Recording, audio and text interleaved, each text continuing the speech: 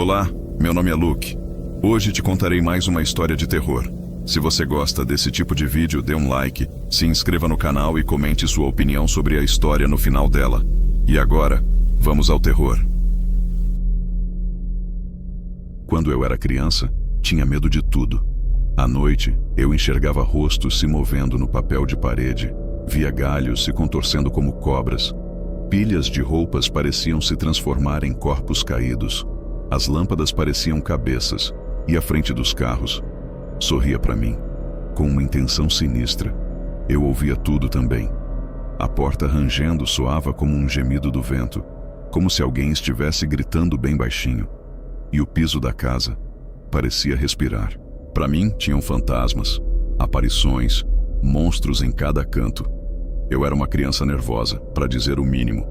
Mas acontece que não era só minha imaginação. Eu tinha uma condição rara, algo que chamam de pareidolia hiperativa crônica. Basicamente, meu cérebro identificava formas e rostos em qualquer lugar, o tempo inteiro. Sabe quando você olha para um carro e acha que ele tem uma carinha? Ou vê uma sombra numa árvore e jura que é uma pessoa? Todo mundo já passou por isso. É um mecanismo de defesa primitivo, evoluído para a gente detectar predadores camuflados como cobras e onças. Mas no meu caso, era como se isso estivesse no volume máximo. Eu via coisas o tempo todo. Com 12 anos, já tinha passado por 6 tratamentos diferentes em 4 anos.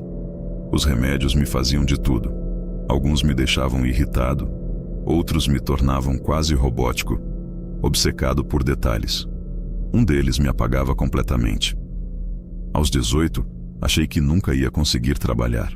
Eu mal conseguia passar pela escola, quanto mais pensar numa faculdade. O remédio que eu tomava me segurava, mas mal me deixava de pé. Tive tiques horríveis. Derrubava coisas, acordava gritando, minha perna às vezes se sacudia sozinha e me jogava no chão. Minha mãe teve que forrar toda a escada com fita adesiva e corrimão improvisado. Alguns anos depois, passei a ter reuniões toda quinta-feira com o serviço de emprego da prefeitura aqui, de Juiz de Fora. Eu odiava aquilo. Num dia particularmente ruim, minha mãe precisou me levar de carro. Ela me deixou na esquina da rua do prédio, e mesmo o caminho curto até a entrada parecia uma maratona. Eu tropecei numa lixeira e quase caí no meio-fio. Mas naquela tarde, algo diferente aconteceu. Eu tive uma entrevista com uma potencial contratante. Não dei muita atenção na hora. Era só uma mulher mais velha, de casaco grosso, que se apresentou como Teresa. Ela disse que já tinha ouvido falar de mim e que queria me oferecer uma proposta de trabalho. Era um teste, e o pagamento era bem alto, mas tinha uma exigência. Eu teria que parar de tomar meus remédios.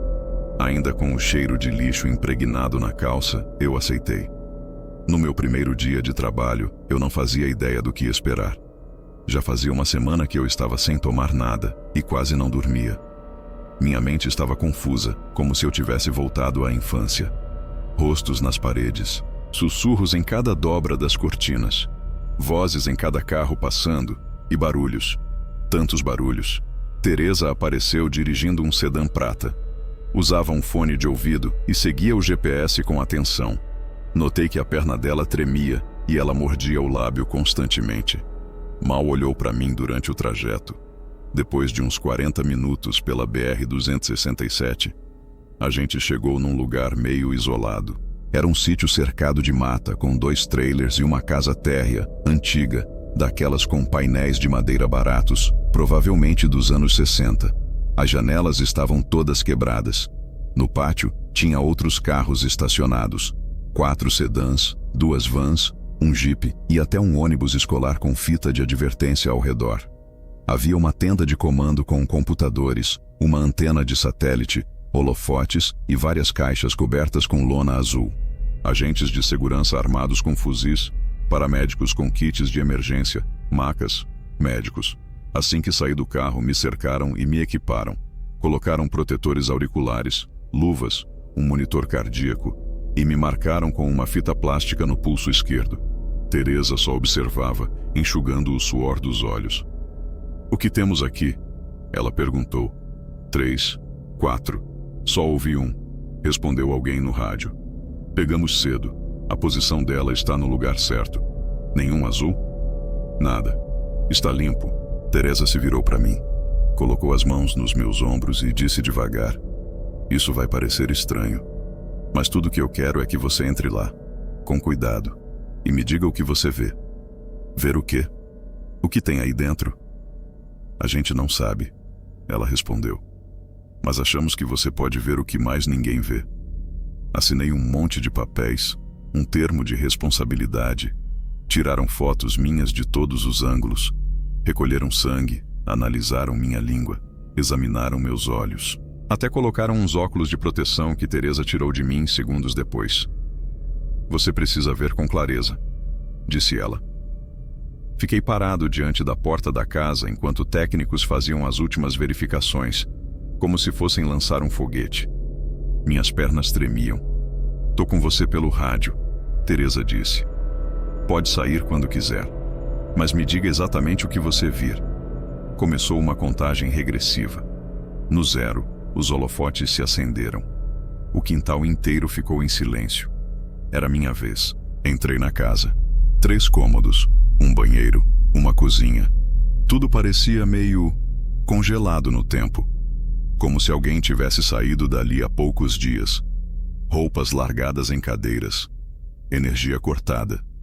O único brilho vinha dos holofotes que entravam pelas janelas, dando a sensação de uma sala de espera de hospital.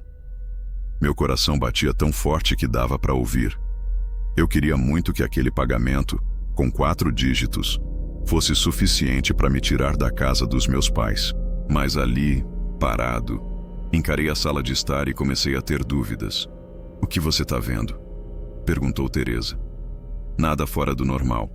Um sofá, uma TV antiga, carpete, decoração cafona. Só isso."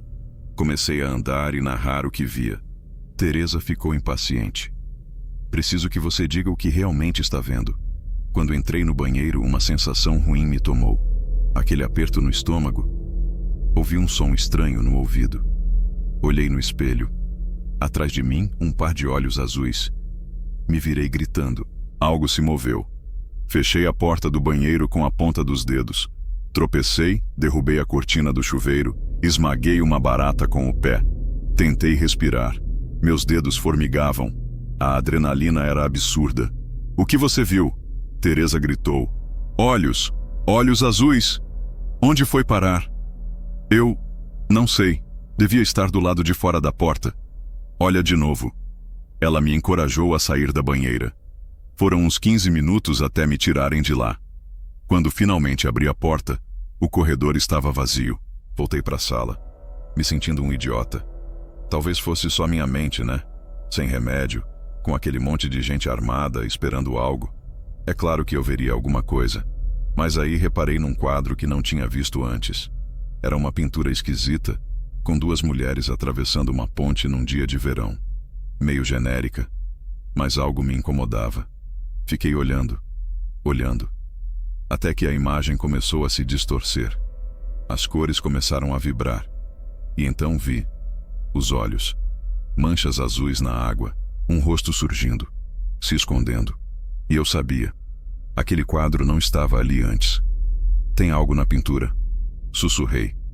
"Você tem certeza?" Teresa perguntou. "Absoluta." Saí devagar, virei a esquina.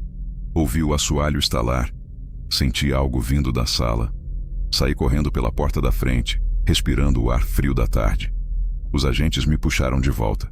Médicos começaram a me examinar. Me perguntaram meu nome, o nome de solteira da minha mãe, até quem era o presidente. Me deitaram numa maca enquanto uma equipe invadia a casa com armas de choque, redes e caixas. Eu só chorei. E ri. E chorei de novo. Teresa sentou ao meu lado. "Você foi bem," disse ela. "Está pronto." Acabou. O que tinha lá dentro? Algo que só uma mente especial consegue ver.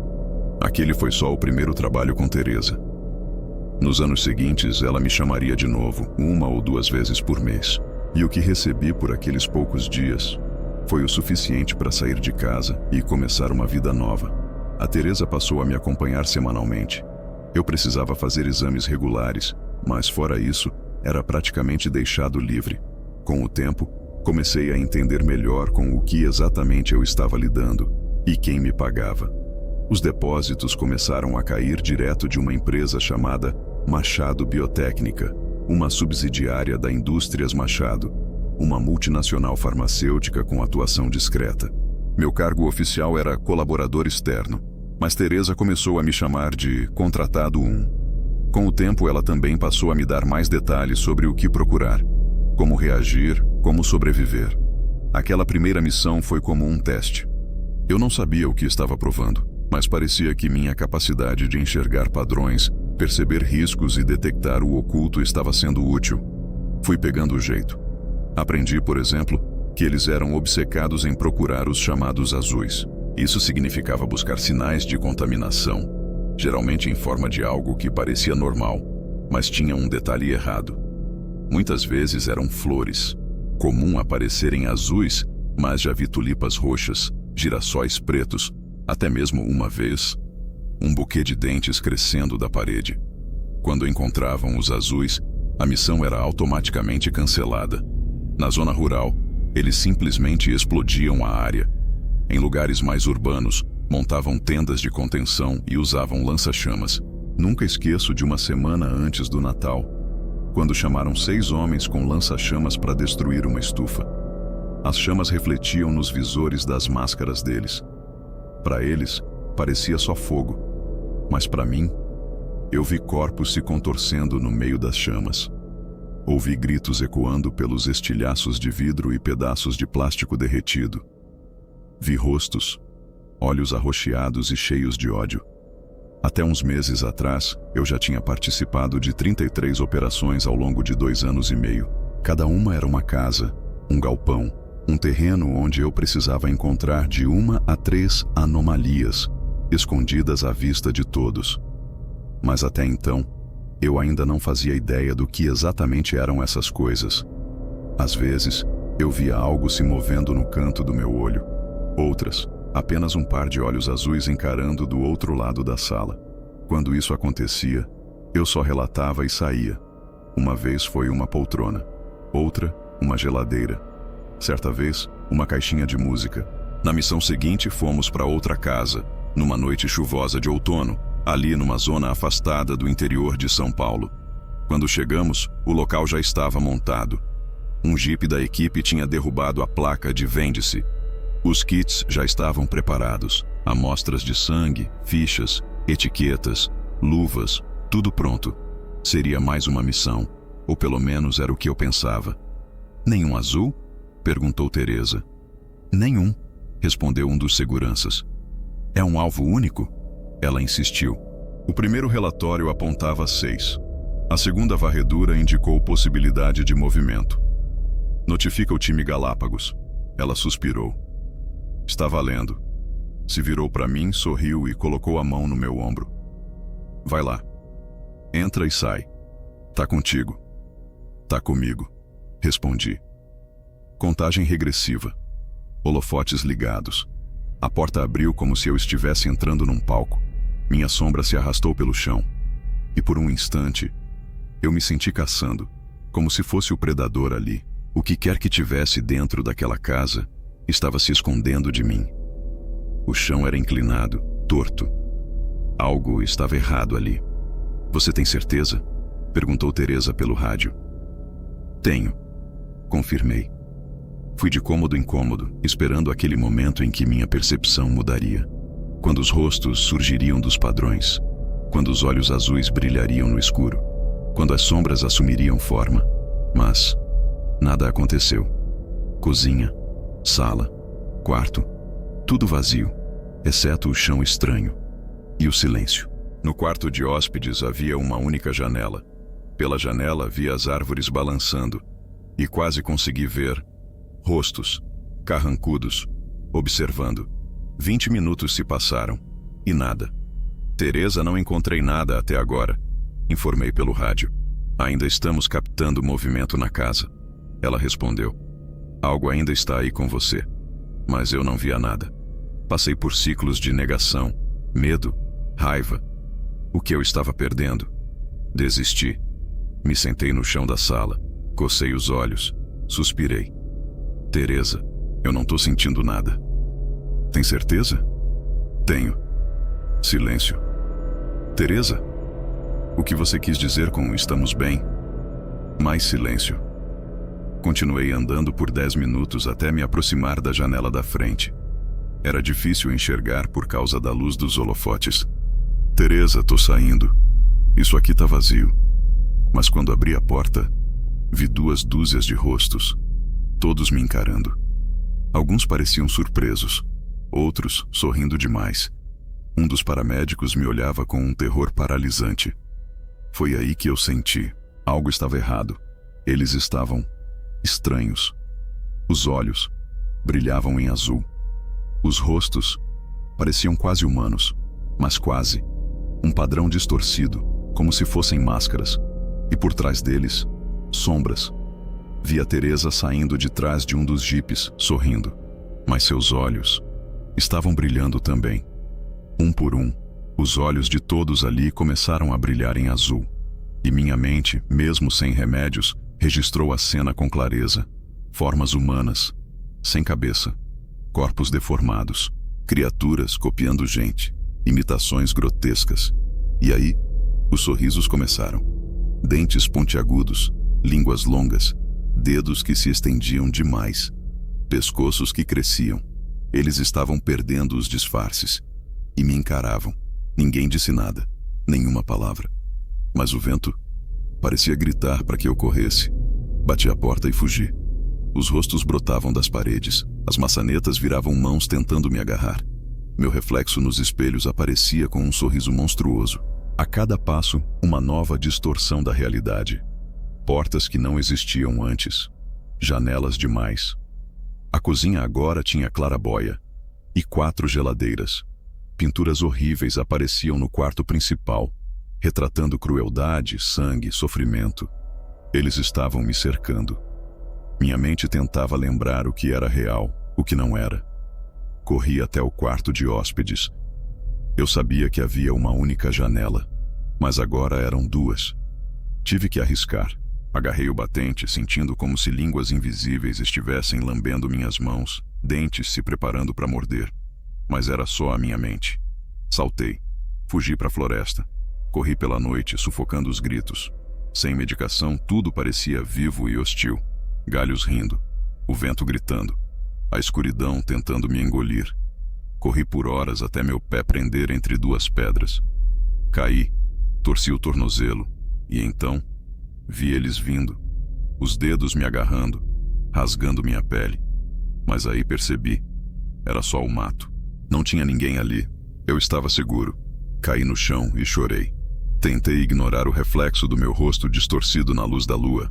Quando finalmente cheguei em casa, não havia mensagens. Todos os contatos da empresa tinham sumido. Os números não funcionavam mais. Os e-mails foram apagados. Nenhuma forma de contato restou. A Machado Biotécnica aparentemente só existe no papel. Nenhum endereço, nenhum CNPJ ativo, nenhum nome oficial. Uma fachada.